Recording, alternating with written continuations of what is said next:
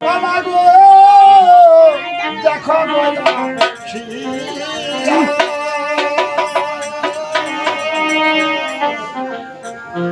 প্রাণের স্বামী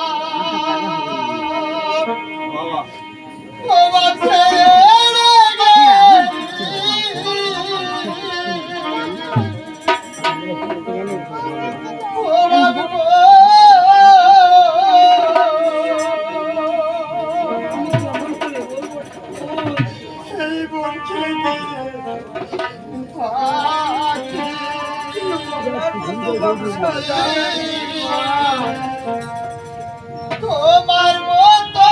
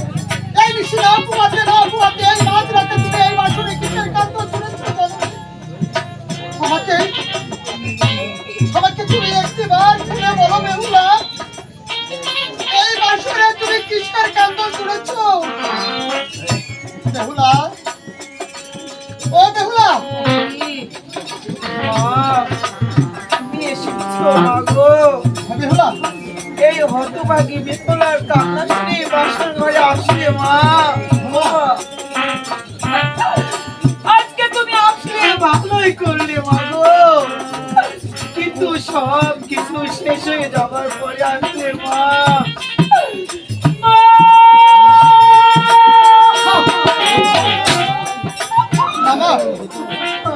কিছু শেষ হয়নি, কেবলমাত্র শুরু। কারণ তোমাদের জীবনটা কেবলমাত্র শুরু, শেষ তো আমাদের।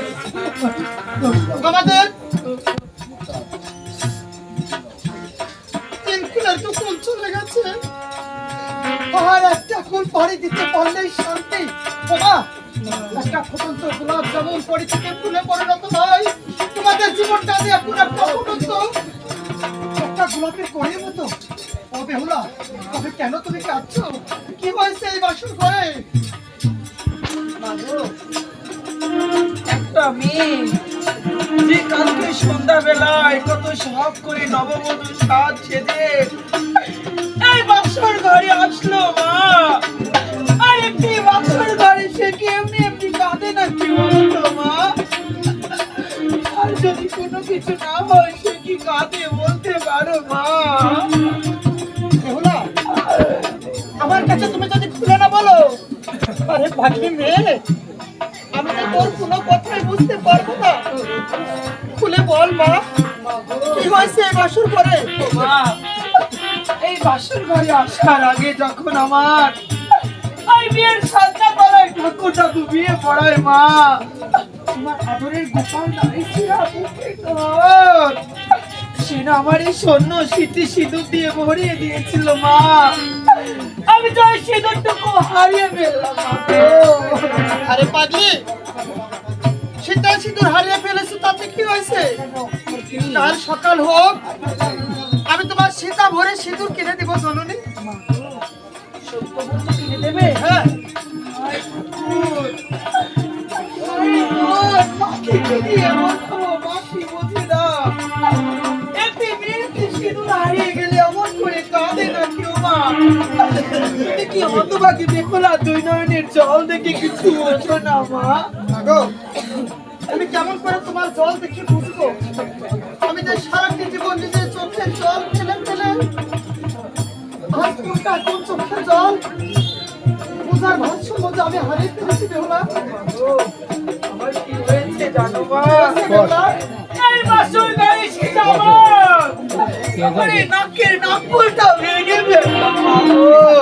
আরে পাগলি, নাকের নাকফুল ভেঙে ফেলেছো, তাতে কি হয়েছে? কাল সকালটা হোক, শুধু রাতটা পোহাতে দাও, আমি তোমার নাকের সোনা সীতার সিঁদুর সব এনে দেবো ধনুষ। মা, হ্যাঁ, সত্য বলছি। আমার সব যদি এনে দাও, সব কিছু দিয়ে দেবো, কিন্তু তোমার দিতে পারছি না। মা, তুমি তো আমার দুই নয়নের জল দেখে কিছু বোঝো না মা। হ্যাঁ, হ্যাঁ রে বাবা, বুঝতে পেরেছি। বুঝে গেছো? বুঝবো না? পাগলি মেয়ে, স্বামী স্ত্রী সংসার জীবনে বা বাসর ঘরে গেলে একটু রাগ অভিমান ঝগড়াঝাটি হতেই পারে, এতে চামড়াকে বুঝতে আছে। বেহুলা, তোমায় একটা কথা আমি বলি, আজ কান খুলে ভালো করে শুনে রাখবে। আমরা যে যাই বলি, যে যাই করি আর যে যাই ভাবি না কেন, এই পৃথিবীতে একজন নারীর কাছে তার সবচেয়ে বড় অমূল্য সম্পদ তার স্বামী। একজন নারীর সবচেয়ে বড় অহংকার তার স্বামী। একজন নারীর সবচেয়ে বড় খুঁটি হচ্ছে তার স্বামী। মানে মা, নারীর অলংকার তার স্বামী। মা, আজ যদি তোমার স্বামী তোমাকে একশোর মারে, বিকেল বেলায় বুকে তুলে আদর করে নিলে সেই স্বামী ছাড়া নেবার মতো কেউ নেই। তবে কেন কেন একটু রাগ অভিমান হয়েছে বলে তুমি এত কান্নাকাটি করছো? সব ঠিক হয়ে যাবে। আর যদি এই বাসর ঘরে তোমার ছেলে মানে আমার স্বামী যদি মারতে মারতে মেরেও ফেলতো মা, আরে ভাবতাম তো এই বেলায় আমার স্বামী মেরেছে, আরে সকাল গড়িয়ে দুপুর হবে, দুপুর গড়িয়ে বিকাল হলে আমার স্বামী ভালোবেসে বুকে জড়িয়ে ধরলে আমার তো সমস্ত রাগ অভিমান ভেঙে যাবে মা। আমি যে সেই কপালটাও হারিয়ে ফেললাম মা গো। কি হয়েছে? মা, আরে পাগলি, তুমি অকারণ কাঁদছো কেন? এখন আজকে তোমাকে যে কথাটি বলবো তুমি কি কথাটি শুনতে পারবে মা? এই কথাটি শুনলে না তোমার পায়ের নিচের মাটিটা ভাগ হয়ে যাবে মা গো। এই মাটিটা ভাগ হয়ে যাবে মা।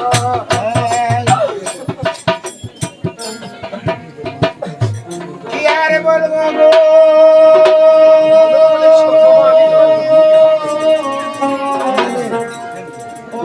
ঠাকুররা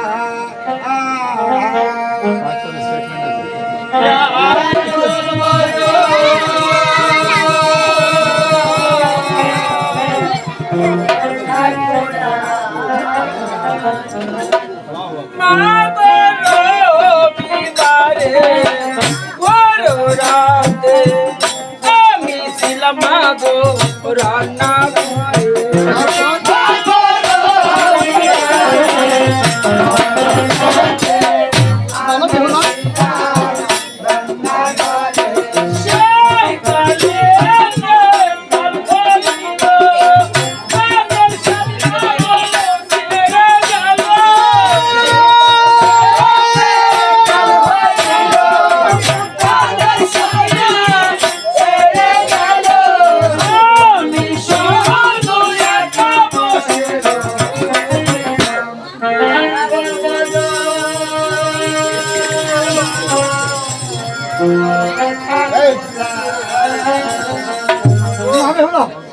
আমি তোর কথা বিশ্বাস করি না।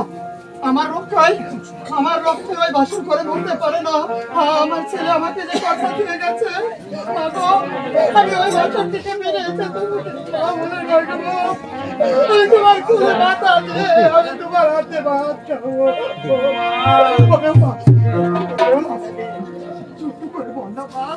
আমার মন পরিষ্কার করিস না। সত্য যদি আমার রক্ষায় ওই বাসন করে মারা যায়, তবে ওই মুহূর্তে তুমি ওই বাসন থেকে কোথায় গিয়েছিলে? তোমার ছেলে যখন আমায় ফাঁকি দিয়ে চলে যায়, আমি তখন কোথায় ছিলাম জানো মা? তুমি শুনবে মাগো, মাগো স্বামী ছিল আমার পালক শুনে, আমি ছিলাম মাগো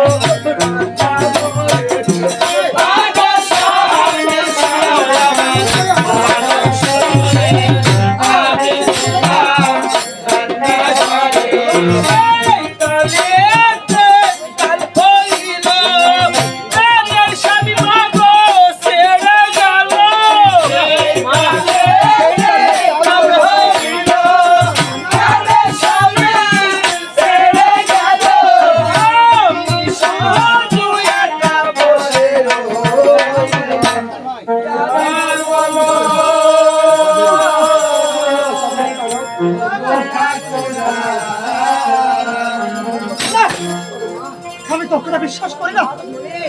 আমি তোমার না। পায়ে পড়ে না দাও না, আমার রক্ষায় মরেনি। তোমার রক্ষায় তো তুই মেরে ফেলেছিস। ও একটা রাক্ষসী, একটা ডাইনি, না তুই একটা অলক্ষী বেহুলা। কথা বিশ্বাস করো, আমি তোমার তুমি পায়ে একটা পড়ে অপরাধী হারামজাদি করেছে। আমার রক্ষায় মরেনি, আমার রক্ষায় তো তুই মেরে ফেলেছিস।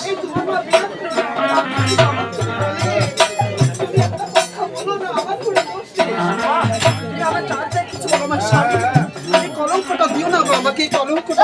এই খানকি খারাপে! আমার সামনে তুই যত নালাখোলা করিস না কেন, আমার মন থেকে ভিজাতে পারবি না। আমার লঙ্কাইকে মেরে তুই আমার কাছে সাধু সাচ্ছিস, আর তোর চুলের মুখে ধরে কাঁদতে কাঁদতে এই বাড়ি থেকে বের করবো বেগুলা।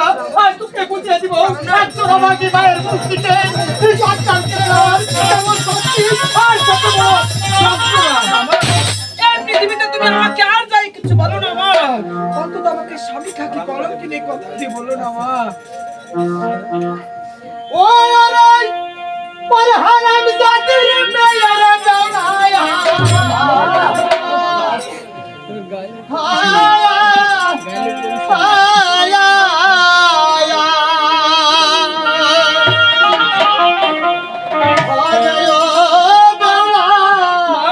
তুমি আমাকে একবার ক্ষমা তুই কোলা দোষ করিনি মা। বাসর পরে মেরে আমি তো শুধু বিনা দোষী বসে বসে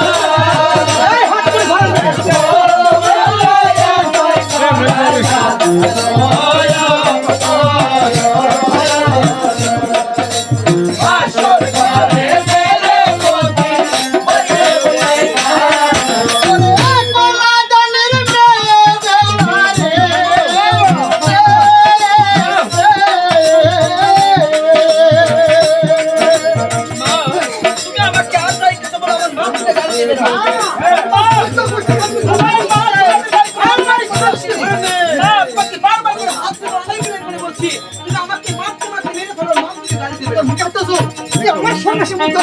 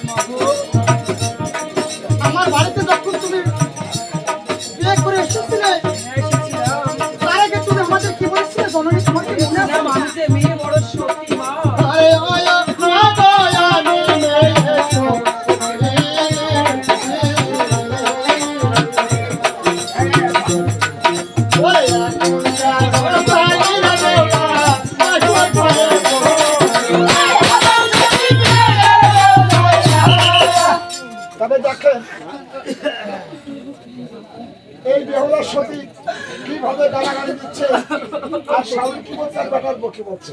আপনার আমার বেটার পক্ষে তো বাড়িতে সবাই আছে নাকি বলছেন? বেটার বলছে যে একবার যদি কিছু মা তুমি কথা বলে বেটার বলছে ঘাট আটকে দাঁড়াবে। আসো আইতে আসো তোমাকে দেখছি আরো বলছে এহ পুত্র বলো তোমার না গো আমার দোষে তোমার আরো ৬টি পুত্র বলছে কার দোষ? দোষ টাকা বলছে দেখেন দোষী লোকের দোষী বলা যাবে না, নিজের বিচার যদি নিজে করে তাহলে তো বেটার পক্ষ মারা লাগবে না নাকি বলছেন? তবে যাক আমার বেহলার গান শুনে আর শানিকার গান শুনে রত্নক ভাই দুজনের ২০০ টাকা উপহার দিয়েছে, তাহলে দিতে হবে না গান শুনে। আমার বেহলার গান শুনে অনেকজন আমার হাতে টাকা দিয়েছে। বৈরাগ ঈশ্বরের সাপাত ভাই দিয়েছে ১০০ টাকা, বৈরাগ ঈশ্বরের বাবু ভাই দিয়েছে ১০০ টাকা, আমাদের বৈরাগ ঈশ্বরের সাগর মাঝি উনি দিয়েছে ১০০ টাকা, জাহাঙ্গীর ভাই দিয়েছে ১০০ টাকা, যার গান করছে উনি দিয়েছে ১০০ টাকা, অনেকে কিন্তু বকশিশ দিয়েছে। কোথায় বলে হাসিতে হয় প্রেমের শুরু কান্নাতে তার অবসান, প্রেম যে বড় বিবেকহীনা করে শুধু আপনার আমাকে অপমান। বেহলার বিয়ে হয়েছে হাসিতে খেলিতে, আজ শ্বশুর শাশুড়ি বড় সাধ করে এনেছে তার ছেলেকে বাঁচাবে বলে, কিন্তু কথায় বলে কি জানেন চুলে গাল পুড়ে পানের কিন্তু দোষ থাকে না, সেই দোষটাই কিন্তু বেহলার হচ্ছে। বেহলা শখ করে এসেছে কিন্তু শখের বাতি আজ নিভিয়ে গিয়েছে। একটাবার ভাবেন কাল আপনার আমার বাতিও নিভে গেলেই আপনার আমার শ্বশুর বাড়িও এমন বেহলার মতোই পরিণত হবে। হ্যাঁ গান বলো।